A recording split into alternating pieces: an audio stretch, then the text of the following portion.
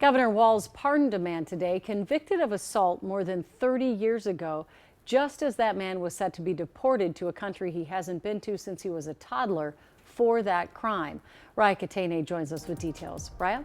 Yeah, well, 52-year-old at Chandy is known to many of his friends and his family by his nickname Ricky. And he's lived in Minnesota for decades, but has now been held in ICE custody for more than 3 months. The governor says he hopes an emergency pardon will prevent him from getting deported to Laos, which was set to happen potentially as soon as tomorrow.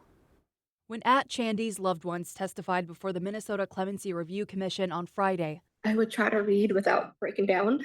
some had more tears than words. My name's my name's Tina with Chandy.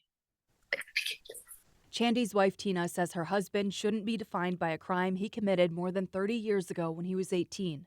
ICE agents arrested the 52-year-old in January, and he's been in detention facilities ever since. The pardon of Mr. Chandy has been granted.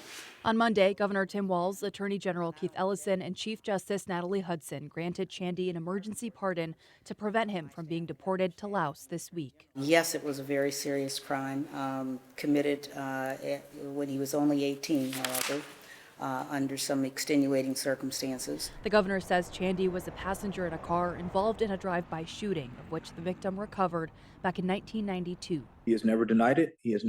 And he's carried the weight of it for more than 30 years.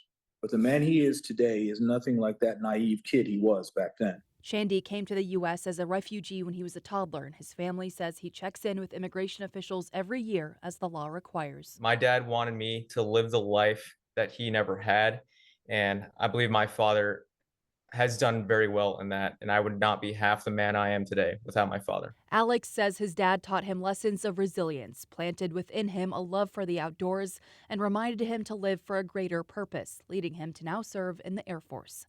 For decades, Chandy has worked in engineering for the city of Minneapolis, and his family says he lives a responsible and quiet life. But yet he's in ICE detention today. And the question is, for what? The governor says the Department of Homeland Security was using Chandy's single conviction as grounds for his deportation, so he hopes this pardon will stop that from happening. And I have reached out to both DHS and ICE, as well as Chandy's attorney today. We have not heard back, Kevin.